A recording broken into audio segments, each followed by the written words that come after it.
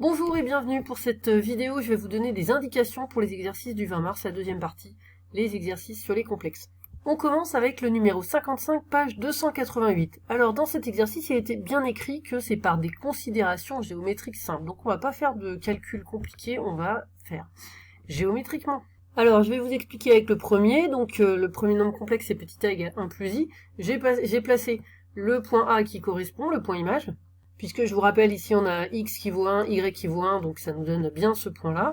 Donc géométriquement, le module, je vous rappelle que le module c'est la distance OA, donc ici c'est pas très compliqué, c'est Pythagore tout simple, on a 1 et 1 ici, donc à vous de calculer la distance OA, c'est assez facile.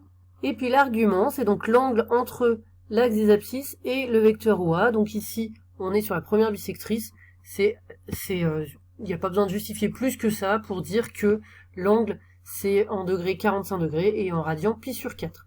Deuxième exercice, le numéro 56, page 288. Donc on vous demande cette fois de placer le point image, on vous donne le module et l'argument. Alors on commence avec le premier, le module c'est 1, l'argument 3 pi sur 4. Eh bien vous allez sortir votre compas et votre rapporteur. C'est pas tous les jours qu'on utilise le rapporteur.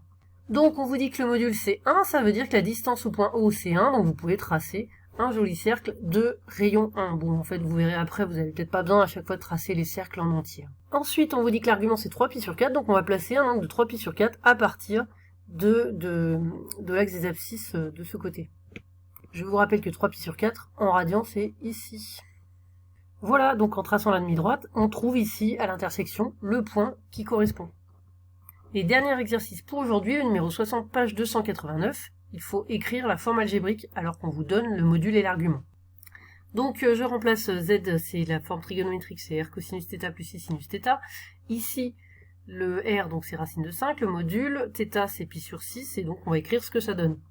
Donc cosinus pi sur 6, c'est racine de 3 sur 2, sinus pi sur 6, c'est 1,5. Pour trouver ces valeurs, je vous rappelle que vous pouvez utiliser soit votre calculatrice, soit ce tableau que vous pouvez connaître par cœur, c'est pas si compliqué, les racines de 3, racines de 2, 1, c'est assez mnémotechnique.